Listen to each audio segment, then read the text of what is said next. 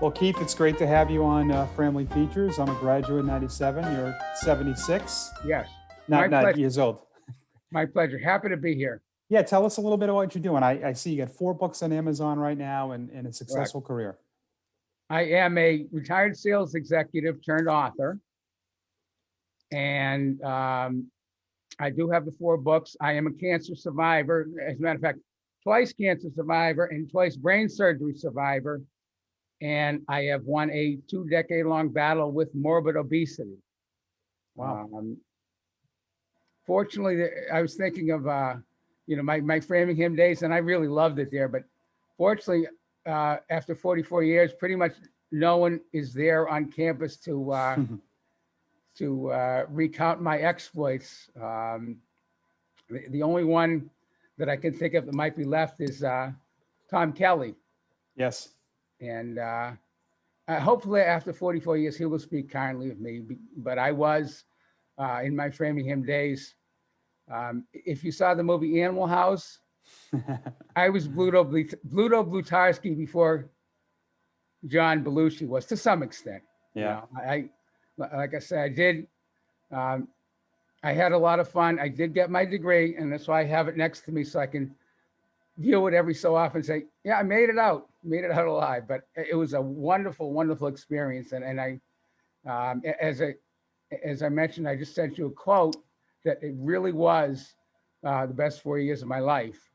And now I'm just, a retired old guy writing, trying to beat cancer for the second time, and just having a blast.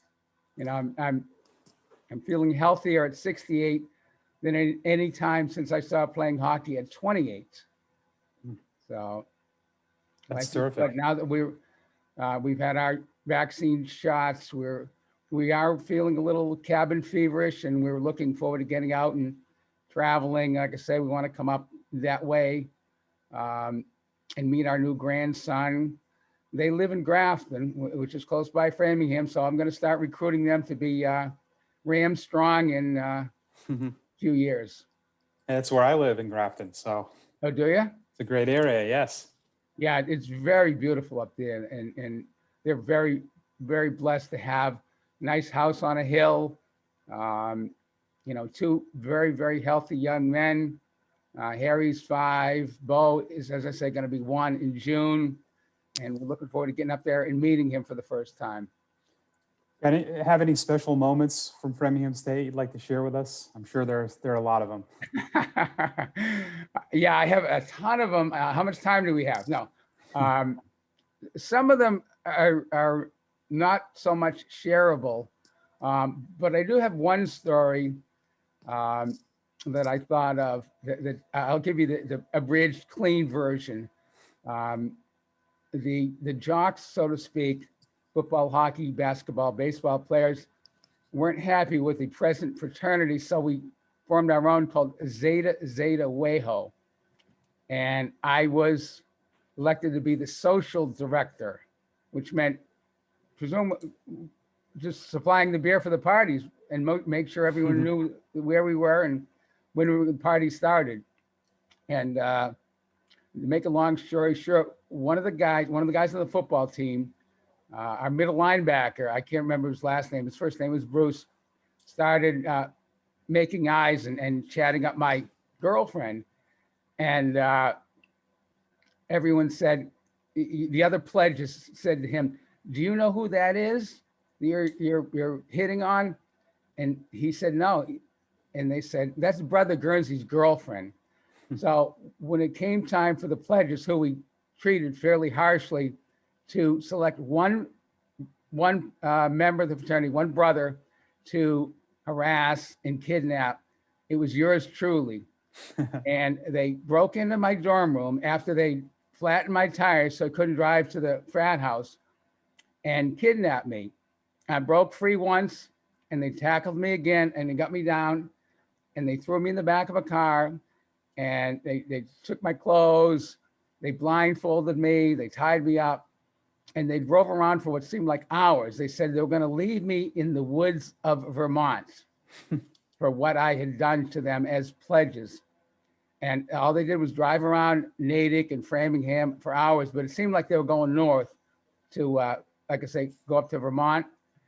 And they brought me blindfolded into the frat house and just dumped me in the middle of the floor in the midst of the party. And all the brothers and pledges were surrounding me, laughing up a storm. And that was, that's the clean version, but I had a lot of wonderful memories.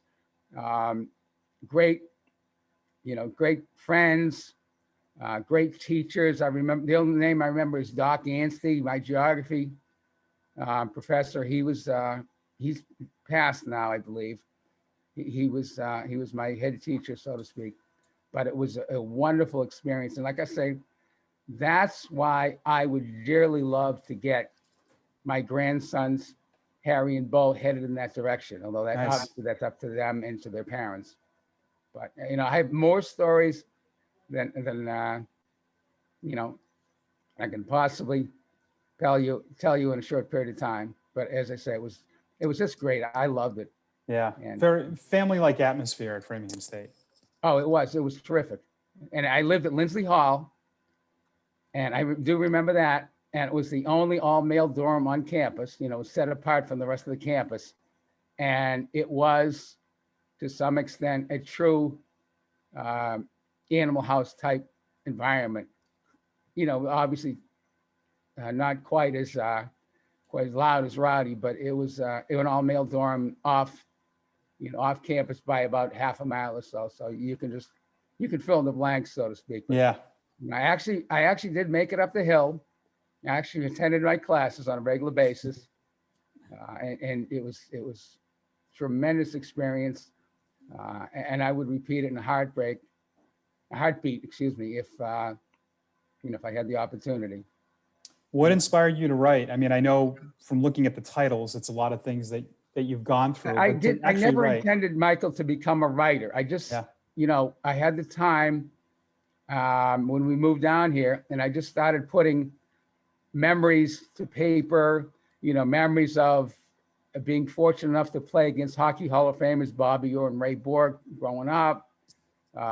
Games I played in, games I coached in, games I attended, like the '75 World Series where the Sox blew a 3-0 lead in the ninth inning. And I just put, a page turned into a chapter, which turned into a book. And I just kept going from there. And I'm percolating on my next book.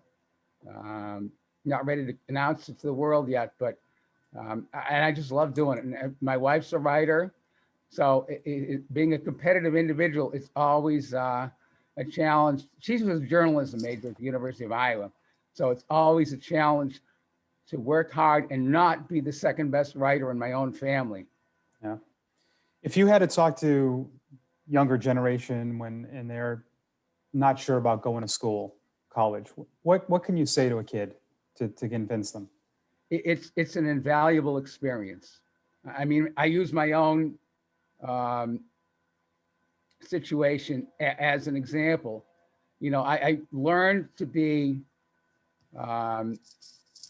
enthusiastic, persistent, consistent in my life work, and learned how to it taught me how to overcome the bumps in the road. I mean, 2 cancers, 2 brain surgeries, 1 battle with morbid obesity. And I don't think I would have overcome all of that if I hadn't learned the life lessons that I learned at Framingham. It's an invaluable experience, and I recommend it. I recommend it strongly to, anyone. Go to college, get a degree, have fun, and learn about life in that type of an environment. Well said. Well, finally, let's see the sweatshirt and the degree. You got to show Okay. us. Yeah.